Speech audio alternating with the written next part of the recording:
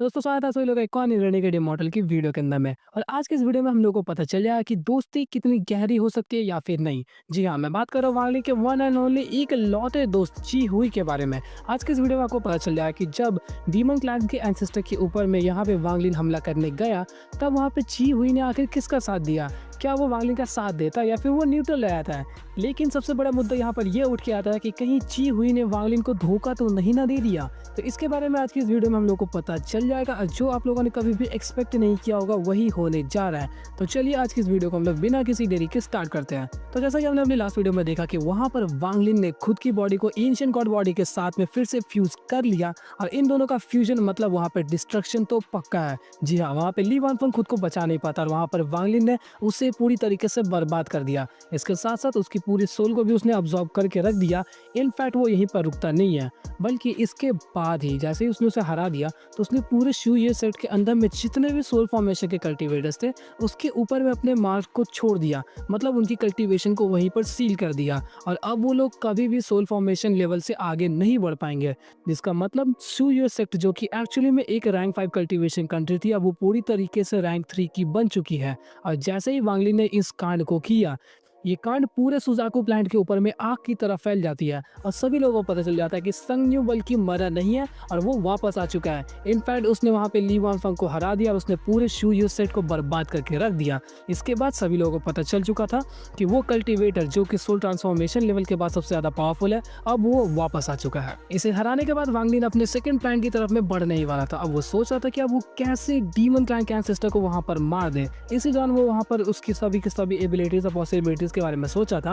तो उसे पता चलता है कि ये जो एंसेस्टर डीमन काइंड का कल्टीवेटर है वो ली वानफंग की तरह इतना कमजोर नहीं है, क्योंकि ली वानफंग को हराने में वांगलिन को उतनी ज्यादा प्रॉब्लम्स नहीं हुई जितनी ज्यादा होनी चाहिए थी, क्योंकि ली वानफंग जोर जबरदस्ती का सोल ट्रांसफॉर्मेशन में गया था, जिस वजह से वो बाकी सोल ट्रांसफॉर्मेशन के मुकाबले काफी ज्यादा वीक था, जिस वजह से यहाँ पर वांगलिन ने उसे हरा दिया। लेकिन ये जायंट डीमन क्लैन का एंसेस्टर जो है वो ली वानफंग के मुकाबले बिल्कुल अलग है, क्योंकि इसकी पावर्स एक्सट्रीमली टेरिफाइंग है। एक तो इसकी ब्लड लाइन की पावर्स बहुत ज़्यादा टेरिफाइंग होती है, लेकिन इसके साथ साथ में इसकी जो पावरफुल स्किल्स है वो एंशिएंट गॉड के साथ में काफ़ी ज़्यादा सिमिलर होती है। और ये सभी फैक्टर्स तो एक तरफ होंगे ही, लेकिन वांगलिन सबसे ज़्यादा जिस चीज़ से डर रहा था वो थी इसकी ब्लड लाइन की पोजीशन। जी हाँ, अगर इसने अपनी ब्लड लाइन के पोजीशन का वहाँ पे इस्तेमाल किया तो वहाँ पर वांगलिन शायद से इसे हरा भी ना सके। और इस दौरान तक वांगलिन खुद कंफ्यूज था, क्योंकि उसने पहले के दौरान देखा है कि जब जायंट डीमन क्लैन के एंसेस्टर ने खुद की ब्लड लाइन को वहाँ पे अवेकन किया तो वो मिड सोल ट्रांसफॉर्मेशन सुनताई जैसे पावरफुल कल्टीवेटर्स के साथ में 1-on-1 फाइट कर पा रहा था। इनफैक्ट उन लोगों की फाइट जो थी वो पूरी तरीके से नहीं चली, वरना शायद से वो कहीं सुनताई तक को हरा देता। जिस वजह से वांगलिन अभी भी थोड़ा सा कम कॉन्फिडेंट था। तभी वो सोचता है कि मुझे वहाँ पे जाने से पहले सभी तरीके की प्रिपरेशंस को करके रखना पड़ेगा। इसके बाद ही हम लोग को एक सीन दिखाया जाता है कि वांगलिन एक ट्रांसफर एरे के पास में पहुंचा और वहाँ से कहीं और ट्रांसफर हो जाता है, और ये था कंट्री ऑफ पीलू। यस, आप लोग समझ गए कि कंट्री ऑफ पीलू है मतलब वो कहाँ पर जा चुका है, सोल डिफाइनिंग सेट। जैसे वो सोल डिफाइनिंग सेट पे पहुंचता है तो सबसे पहले पहुंचता है उस जगमगाते हुए जुगनुओं के पास। जी हाँ, वो 9 सोल फॉर्मेशन के कल्टीवेटर्स और वो 2 सोल ट्रांसफॉर्मेशन के कल्टीवेटर्स, जिनमें से एक हम लोग का दूतियां था। वहाँ पहुंचने के बाद वहाँ पे एक कल्टीवेटर मिलता है जो कि सोल फॉर्मेशन पे था, जिसका नाम ओवांग कुछ था। वो वहाँ पे अपीयर होता है, बताता है कि फिलहाल दूतियान यहाँ पे अवेलेबल नहीं है क्योंकि वो क्लोज डोर कल्टीवेशन में जा चुके हैं। और उसने वहाँ पे एक पोटली को निकाल के वहाँ पे वांगलिन को दिया। वो देते हुए वहाँ पर बताता है कि एक्चुअली में दूतियान को पता था कि तुम यहाँ पर आने वाले हो, जिस वजह से उन्होंने इन चीज़ों को पहले से ही प्रिपेयर कर रखा था। और जैसे ही वांगलिन को ये चीज़ मिलती है तो उसके बाद वो वहाँ से चला आता है। लेकिन वांगलिन अभी भी सोल डिफाइनिंग सेट के अंदर में ही था और वो एक माउंटेन के ऊपर में जाकर बैठ जाता है। वहाँ पर वो चेक करने लगता है कि आखिर उस पोटली में है क्या। तो वहाँ उसे 2 चीज़ें मिलती है, इनमें से एक था एक स्पेशल जेड। उस स्पेशल जेड के अंदर में एंसेस्टर डीमन क्लाइन के रिगार्डिंग सभी इंफॉर्मेशन थी। उसके पास में कौन से अटैक से उसको डिफेंड कैसे करना है, सभी तरह की इंफॉर्मेशन जो कि वांगलिन के काफ़ी ज़्यादा काम आती है। इसके साथ साथ उसके अंदर में एक सोल फ्लैग था, और ये सोल फ्लैग कोई और नहीं बल्कि वही 1 बिलियन सोल फ्लैग है। और ये पूरा नहीं है बल्कि सिर्फ इसका 1/3 भाग है। मतलब ये जो सोल फ्लैग था वो थोड़ा सा इल्यूजनरी फॉर्म में था और वो उसका प्योर फॉर्म नहीं था। इसकी जो पावर्स है वो मेन सोल फ्लैग के मुकाबले 1/3 पार्ट है। मतलब मान लो कि अगर 1 बिलियन सोल फ्लैग वहाँ पे 3000 लोगों को मार सकता था, तो ये वाला जो सोल फ्लैग है जो कि फिलहाल वांगलिन को मिला, इसकी मदद से वो 1000 लोगों को मार पाएगा, मतलब 1/3।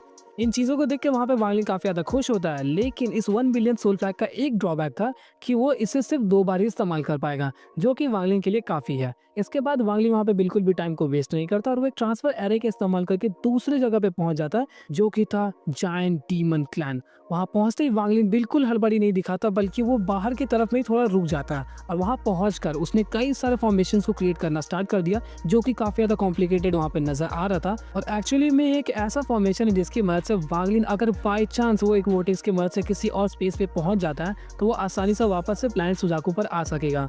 मान लो कि तुम एक नदी में तैरने जा रहे हो खुद की बॉडी के अंदर में एक रस्सी बांध कर, कि बाई चांस अगर तुम कहीं पहुंच गए तो वापस उस रस्सी की मदद से वहां पर पहुंच सको। और सेम वांग लिन के साथ में भी यही होने वाला है। वांग लिन जब उस फॉर्मेशन को वहां पर क्रिएट करा था तब हम लोग को वहां पे जायंट डीमन क्लैन का पूरा अंदर का हिस्सा दिखाया गया। वहां पर एक जगह था जहां पर एक कल्टीवेटर बैठ के कल्टीवेट कर रहा था और वो सोच रहा था कि संगनियो ने वहां पर ली वानफंग को मार दिया, मतलब अब उसका जो नेक्स्ट टारगेट है वो कोई और नहीं बल्कि जायंट डीमन क्लैन के एंसेस्टर है और इस चीज में वो बिल्कुल भी कुछ भी नहीं कर सकता। और ये कल्टीवेटर कोई और नहीं बल्कि हम लोग का ची हुई था। ची हुई इन चीजों के बारे में सोचा था। इसके बाद हम लोग को 3 महीने बाद का समय दिखाया जाता है जब वांग लिन ने पूरी तरीके से उस फॉर्मेशन को क्रिएट कर लिया। हाँ, मैं भी वही सोचा हूँ कि 3 महीने लग गए उसे फॉर्मेशन क्रिएट करने में। हो सकता काफ़ी ज़्यादा कॉम्प्लिकेटेड हो क्योंकि उसके अंदर में उसने कई सारे मॉडिफिकेशंस और अपग्रेड्स वगैरह भी किए थे। मतलब द्वितीय ने जो दिया था उससे बेटर वर्जन था। मैं थोड़ा जल्दी बता दिया क्योंकि समझ रहे हो। इसके बाद ही वांग लिन अब उस जायंट डीमन क्लैन के अंदर में एंटर करना स्टार्ट कर देता है। जैसे ही वो इस जगह पे पहुंचता है वहाँ जाके चिल्लाता है, मोटे गेंडे सामने आ जा। पता है फाइटिंग सीन्स में मैं कुछ ज़्यादा मजाक कर रहा हूँ, वो बस वहाँ पे जाके चिल्लाता है जायंट डीमन क्लैन का एंसेस्टर तू बाहर आ बहन। सॉरी, फिर से फ्लो में आइया। उसे चिल्लाता है, लेकिन उसके चिल्लाते ही वहाँ पे कई सारे हजारों कल्टीवेटर्स आ गए जो कि सिर्फ और सिर्फ मर्द नहीं थे बल्कि उनके बीच बूढ़े, औरतें, बच्चे सभी लोग थे। हर एक वैरायटी के वहाँ पे जायंट डीमन क्लैन आ चुकी थी और वो सभी लोग वहाँ पे वांग लिन को देख के समझ जाते हैं कि ये कोई और नहीं बल्कि वही टेरिफाइंग कल्टीवेटर संगनियो है जिसने ली वानफंग को मारा जो कि एक सोल ट्रांसफॉर्मेशन कल्टीवेटर था। इंट्रो को ज़्यादा तगड़ा हो गया, मतलब यही चीज़ें वहाँ पे लिखी हुई थी। इसी दौरान वहाँ पे 3 पावरफुल वहाँ पे एल्डर्स आते हैं जिनकी कल्टीवेशन लेट सोल फॉर्मेशन पर थी। वो वहाँ पे उसे धमकाने लगते हैं कि तुम लोग कुछ भी नहीं कर सकते हो। तभी वहाँ पे संगनियो कुछ ज़्यादा टाइम वेस्ट नहीं करता बल्कि एक ही झटके में उन तीनों को वहीं पे बेहोश कर देता है। जिसके बाद वो समझ गया कि इसकी जो पावर्स है वो कौन से टेरिबल लेवल पर है। इसके बाद वांग लिन वहाँ पे बिल्कुल भी समय व्यस्त नहीं करता और उसने एक ही झटके के अंदर खुद की बॉडी के अंदर से कुछ कई सारे पावर्स को रिलीज करना स्टार्ट कर दिया और वहाँ पर जितने भी कल्टीवेटर्स थे वो हज़ारों की तादाद में उनके ऊपर में एक तरीके का सील क्रिएट होने लगा, जिसका मतलब उनके साथ में भी वही होने वाला है जो कि शू यूएस सेट के साथ में हुआ। उनकी कल्टीवेशन को वो सील करने जाना था। जैसे ही वो प्रोसेस वहाँ पे फर्दर कंटिन्यू होता तभी वहाँ पे एल्डर ची हुई आ जाता है। एक्चुअली में ची हुई जो है यहाँ का यंग सेक्ट मास्टर है, मतलब इन फ्यूचर चल के यही मास्टर बनने वाला। वो वहाँ पे अपीयर होता है और वांग लिन का अच्छा दोस्त है, जिस वजह से वो वहाँ पे वांग लिन से बोलता है कि प्लीज़ मेरे जायंट डीमन क्लैन को छोड़ दो। जिसके बाद वहाँ पे वांग लिन कहता है कि ची हुई हम लोगों के बीच का जो फ्रेंडशिप है उसी वजह से मैं इन लोगों को मार नहीं रहा हूँ। काफ़ी कोल्ड था यहाँ पर। वांग लिन की आंखों में वो चिल नज़र आ रही थी। जिसके बाद ची हुई भी वहाँ पर घबरा गया और इकलौता ची हुई एक ऐसा आदमी है जिससे वांग लिन एज अ फ्रेंड मानता है, क्योंकि सेलेस्टियल रियल में उसके बाद जो हुआ उन सभी चीज़ों को देखकर यहाँ पे वो ची हुई को एज अ फ्रेंड देखता है अपनी नज़रों में, और ये काफ़ी गर्व की बात है ची हुई के लिए। जिसके बाद वांग लिन वहाँ पे राजी हो जाता है कि ठीक है मैं तुम्हारे एंसेस्टर को छोड़ दूंगा, बस उसे कहो कि मेरे सेलेस्टियल स्वॉर्ड मुझे लौटा दे। जिसे सुनने के बाद ची हुई वहाँ पे काफ़ी ज़्यादा खुश तो नहीं हुआ, लेकिन उस समझ गया कि उसे क्या करना है और उसने वहाँ पर एक एल्डर को बुलाया। वो एल्डर भी काफ़ी ज़्यादा पावरफुल था। वो लोग सभी लोग मिलकर एक रिचुअल को परफॉर्म करने लगते हैं। वहाँ पर सभी के सभी जो कल्टीवेटर्स है वो हज़ारों की तादाद में सब लोग लोटस पोजिशन में बैठे थे, पलथी मारकर और तेज़ी से गाना गाने लगते। धीरे धीरे उनका जो गाना था और भी ज़्यादा तेज़ होता जा रहा था और उस पूरे 5000 किलोमीटर के रेडियस के अंदर में वो जो हज़ारों कल्टीवेटर्स है वो सभी बैठे हुए नजर आ रहे थे। हाँ, उसके अंदर सिर्फ 2 ही कल्टीवेटर्स खड़े थे, एक ची हुई दूसरा वांग लिन। जब उनका गाना और भी ज़्यादा तेज़ होने लगा तो वहाँ पे चारों डायरेक्शंस के अंदर में 3 पिलर्स अपीयर होना स्टार्ट हो गए। नॉर्थ की तरफ 3, साउथ की तरफ 3, ईस्ट की तरफ 3 और वेस्ट की तरफ में भी 3। यहाँ पे ये जो 12 पिलर्स थे वो काफ़ी ज़्यादा टेरिफाइंग ऑरा को वहाँ पर रिलीज़ कर रहे थे और इस टेरिफाइंग ऑरा को वहाँ पर रिलीज़ होता हुआ देख कर वांग लिन कहता है कि सेलेस्टियल ड्रीम के अंदर में तुमने मेरी एक बार मदद की थी और उसके 2 सालों बाद मैंने भी उसी मदद को वहाँ पे लौटा दिया। मतलब अब हम दोनों के ऊपर में वो जो कर्जा था एक दूसरे के बराबर हो चुका है और अब मैं जो चाहूँ वो कर सकता हूँ। और ऐसा कहते वांग लिन समझ गया था कि ये कोई फॉर्मेशन उसके एंसेस्टर को बुलाने के लिए नहीं बल्कि उससे हराने के लिए है। जिसके बाद वांग लिन की एशियन गॉड बॉडी यहाँ पर पूरी तरीके से पागल हो चुकी थी। उसने एक पंच मारा, वहाँ पे वो जो एक पिलर जो कि उसकी तरफ में हमला करने वाला था वो वहीं धराशायी हो गया। ये इतना तगड़ा था कि वहाँ पे एंशिएंट गॉड बॉडी को 3 कदम पीछे की तरफ हटना पड़ गया।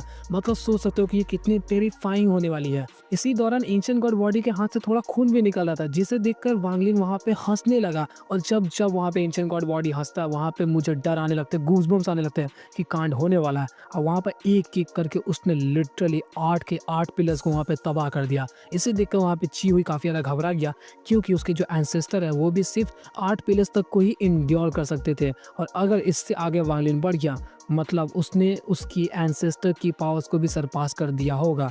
इसके बाद जैसे ही 8 पिलर्स डिस्ट्रॉय हो गए थे, तो वांग लिन की बॉडी अभी वहाँ पर और भी ज़्यादा फुल ऑफ एनर्जी नज़र आ रही थी, और वो वहाँ पर पागलों की तरह हँस रहा था, और उसने एक ही झटके में फिर तीनों के तीनों पिलर्स को भी तबाह कर दिया। जिसके बाद वहाँ पे जितने भी हज़ारों की तादाद में कल्टीवेटर्स थे, उनकी हालत ख़राब हो गई। इनफैक्ट यहाँ पे ची हुई, जो कि मेन उस पूरे रिचुअल का परफॉर्मर था, उसके ऊपर में काफ़ी भयानक ब्लैक ऐश होता है। एक भी हमला वांग लिन ने उसके ऊपर में नहीं किया, लेकिन उस ब्लैक ऐश की वजह से ची हुई वहाँ पे काफ़ी ज़्यादा डैमेज हो गया। और इसके बाद वांग लिन रुकता नहीं है, बल्कि वहाँ पे फिर से उन सभी लोगों की कल्टीवेशन को सील करना स्टार्ट कर देता है। जैसे ही वो वहाँ पर सील कर रहा था, तभी उसी दौरान हम लोग को पहाड़ों के नीचे काफ़ी गहराई में कल्टीवेटर कल्टीवेट करता हुआ नजर आता है, जो कि कोई और नहीं बल्कि एंशिएंट डीमन क्लैन का एंसेस्टर था। और तुम लोगों ने क्या सोचा नहीं कि अगर वांग लिन अपने एंशिएंट गॉड बॉडी को इस तरीके से सब जगह पे दिखा रहा है कि यस संगन्यू वापस आ चुका है, वो सबको मार रहा है, सबकी बैंड बजा रहा है, उसकी जो ट्रांसफॉर्मेशन है वो अलग है, तो क्या सब लोग पहचान नहीं लेंगे कि वो एंशिएंट गॉड बॉडी है? वांग लिन को इस बारे में अच्छी तरीके से पता है कि सभी लोग शायद से वांग लिन की एंशिएंट गॉड बॉडी के रिगार्डिंग पता चल जाए, लेकिन उससे इस चीज़ की क्लैरिटी है कि मतलब अगर बाई चांस सभी लोगों को पता चल रहा है कि वांग लिन की जो कल्टीवेशन है वो अलग तरीके से चल रही है, तो सब लोग इस चीज़ को नहीं पहचान पाएंगे कि वो एक्चुअली में एंशिएंट गॉड बॉडी है, क्योंकि एंशिएंट गॉड्स की जो एग्जिस्टेंस है वो कई हज़ारों साल पहले गायब हो चुकी है, और अभी उसके कोई भी ट्रेसेस नहीं पाए जा सकते। जिस वजह से इस चीज़ का कंफर्म कर पाना कि वो एंशिएंट गॉड बॉडी है या फिर नहीं, ये इनफैक्ट सुजाकू के लिए भी काफ़ी ज़्यादा मुश्किल होगा। और यहाँ पर वांग लिन अपनी एंशिएंट गॉड बॉडी को इतना खुला इसलिए इस्तेमाल कर रहा है ताकि सबको पता चल जाए कि वांग लिन एक्चुअली में कितना ज़्यादा पावरफुल है, क्योंकि सुजाकू के ऊपर में जो तो आके उसके साथ में दो दो हाथ करके चला जा रहा है। मतलब वो जो प्लेनेट सुजाकू का मेन एल्डर है ज़ू कुएज़ी, उसने भी आसानी से एक प्यादा समझ के रखा था वांग लिन को, लेकिन वांग लिन यहाँ पे प्रूव करने जा रहा है कि वो एक प्यादा नहीं है, और अगर वो एक प्यादा है तो उसके आसपास में इतने तलवार घूम रहे हैं कि अगर कोई भी उसे छूने का ट्राई करेगा तो वो वहीं पर मारा जाएगा। इसी वजह से वांग लिन अपनी एंशिएंट गॉड बॉडी का फ्यूजन इतने खुले सभी जगह पे इस्तेमाल कर रहा है, और कई लोग इसे पहचान भी नहीं पा रहे। इनफैक्ट अभी तक ल्यूमे ने भी इसे नहीं पहचाना, लेकिन वो समझ गए कि कितनी तगड़ा कल्टीवेटर है। So that's all for the video. I hope कि आप लोगों को वीडियो अच्छी लगी होगी, और आप लोग कमेंट करके बताना कि ची हुए यहाँ पे जो करता है वो सही था या फिर गलत, क्योंकि मेरे पर्सपेक्टिव में इट वाज ओके। और आप लोग अपना कमेंट कर देना। तो मिलता है आपसे एक और इंटरेस्टिंग वीडियो के साथ, तब तक के लिए गुड बाय।